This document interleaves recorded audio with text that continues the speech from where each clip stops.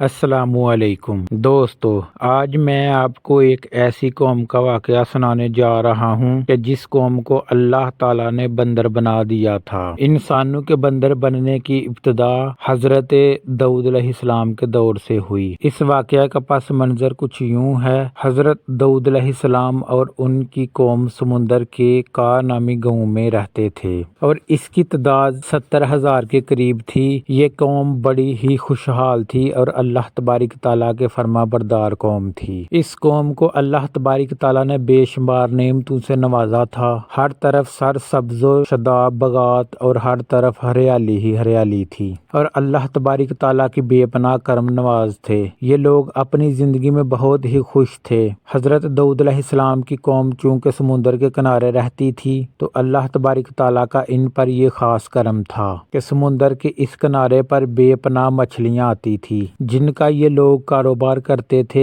اور بہت ہی خوشحالی والی زندگی گزارتے تھے۔ جب یہ قوم اللہ تبارک تعالیٰ کی نعمتوں کی وجہ سے خوشحال ہو گئی تو اللہ تبارک تعالیٰ کی نافرمانی پر اتر آئی اور طرح طرح کے گناہوں کے اندر مبتلا ہو گئی۔ اور پھر ایک دن اللہ تبارک تعالیٰ نے اس قوم کا امتحان لینے کا ارادہ کیا اور حضرت داؤد علیہ السلام کو وحی بھیجی کہ اپنی قوم سے کہہ دے کہ وہ ہفتے والے دن مچھلی کا شکار کرنا بند کر دیں۔ اس طرح اللہ تبارک تعالیٰ نے حضرت داؤد علیہ السلام کی قوم پر ہفتے والے دن مچھلیوں کا شکار حرام فرما دیا اور پھر یہاں سے اس قوم کی بربادی شروع ہو گئی۔ حضرت داؤد علیہ السلام نے اپنی قوم کو بتایا کہ اللہ تبارک تعالیٰ نے ہفتے والے دن مچھلیوں کے شکار کو حرام قرار دے دیا ہے تو وہ لوگ بہت ہی زیادہ پریشان ہو گئے اور ساری قوم سر جوڑ کر بیٹھ گئی، کیونکہ ہفتے کا دن ہی وہ دن تھا جس میں مچھلیاں وافر مقدار میں آتی تھیں اور خود بخود کنارے پر آ جاتی تھیں، اور باقی دن ایسے تھے کہ بہت کم اور نہ ہونے کے برابر مچھلیاں پکڑی جاتی تھی۔ اس قوم کا گزر بسر چونکہ مچھلیوں کے شکار پر تھا،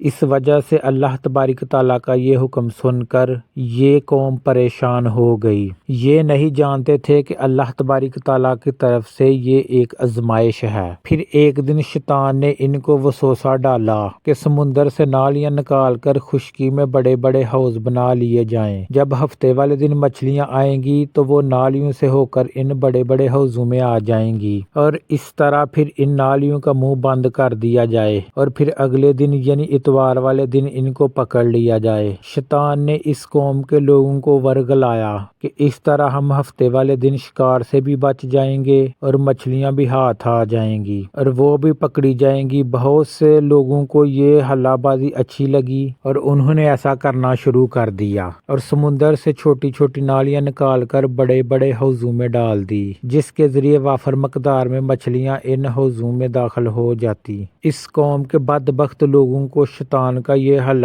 بہت پسند آیا، لیکن اس قوم نے یہ نہ سوچا کہ جب مچھلیاں سمندر سے حوض میں آ کر قید ہو گئی تو پھر مچھلیوں کا شکار ہی ہوگا، اس لیے یہ شکار بھی ہفتے والے دن ہی قرار پایا جو اللہ تبارک تعالیٰ نے حرام قرار دیا تھا۔ اس موقع پر یہودیوں کے 3 گروہ ہو گئے۔ کچھ لوگ ایسے تھے جو شکار کے اس شیطانی حلے سے منع کرتے تھے اور ناراض و بیزار ہو کر شکار سے باز رہے، اور کچھ لوگ اس کام کو دل سے برا جان کر خاموش رہے، لیکن انہوں نے شکار نہ کیا اور دوسروں کو منع بھی نہ کرتے تھے، بلکہ یہ لوگ منع کرنے والوں سے یہ کہتے تھے کہ تم لوگ ایسی قوم کو نصیحت کرتے ہو جنہیں اللہ تبارک تعالیٰ ان قریب ہلاک کرنے والا ہے اور ان پر اپنا دردناک عذاب نازل فرمانے والا ہے۔ اور اس قوم کے کچھ لوگ ایسے تھے جو سرکش اور نافرمان لوگ تھے جنہوں نے اللہ تبارک تعالیٰ کے حکم کے علانیہ مخالفت کی تھی اور شیطان کے حلے بازی کو مان کر ہفتے والے دن شکار کرنے لگے۔ یہ لوگ اللہ تبارک تعالیٰ کے حکم کی کھلم کھلا مخالفت کرتے رہے اور ہفتے والے دن مسلمانوں کو اللہ تبارک تعالیٰ کے عذاب سے ڈرایا کہ وہ اللہ تبارک تعالیٰ کے اس نافرمانی سے باز آ جائیں، لیکن وہ لوگ باز نہ آئے اور کھلے عام شکار انکار کرنے لگے۔ چنانچہ وہ لوگ جو اس بات کو برا جانتے تھے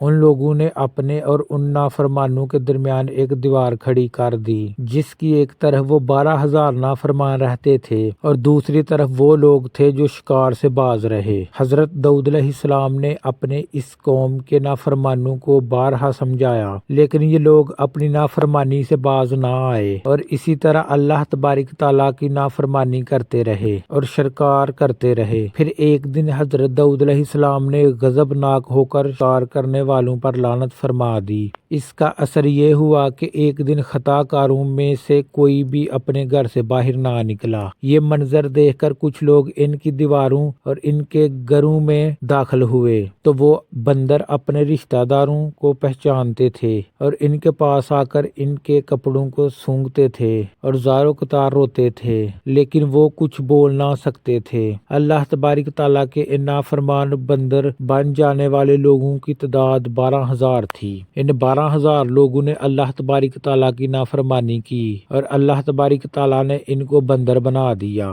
جس طرح کہ اللہ تبارک تعالیٰ نے سورۃ البقرہ میں ارشاد فرماتا ہے، اور بے شک ضرور تمہیں معلوم ہے تم میں کہ وہ جنہوں نے ہفتے میں سرکشی کی تو ہم نے ان سے فرمایا کہ ہو جاؤ بندر دستکارے ہوئے۔ اس طرح حضرت داؤد علیہ السلام کی قوم کے 12,000 نافرمان بندر بن گئے۔ یہ لوگ 3 دن تک زندہ رہے تھے اور اس دوران یہ کچھ نہ کھا سکتے تھے اور نہ ہی پی سکتے تھے، بلکہ یوں ہی بھوکے پیاسے سب کے سب ہلاک ہو گئے اور 3 دن کے اندر سب کے سب مارے گئے۔ اور وہ لوگ جو ان نافرمانوں کو اللہ تبارک تعالیٰ کی اس نافرمانی سے منع کرتے تھے، اللہ تبارک تعالیٰ نے ان کو اس عذاب سے سلامت رکھا، اور وہ لوگ جو شکار کو برا جان کر خاموش رہتے تھے، اللہ تبارک تعالیٰ نے ان کو بھی اس عذاب سے سلامت رکھا۔ پیارے دوستو، اب بات کرتے ہیں کہ آج کے دور کے بندروں میں سے کیا کوئی بندر ان کی نسل میں سے بھی موجود ہے، یا آج کے دور میں پائے جانے والے بندر انہی بندروں کی نسل میں سے ہیں؟ اس کے متعلقہ روایات میں آتا ہے کہ حضرت عبداللہ بن مسعود رضی اللہ تعالی عنہ سے روایت ہے کہ حضور پاک صلی اللہ علیہ وآلہ وسلم سے کسی نے سوال کیا کہ آج کے بندر کیا حضرت داؤد علیہ السلام کی قوم سے ہیں؟ تو حضور نبی کریم صلی اللہ علیہ وسلم نے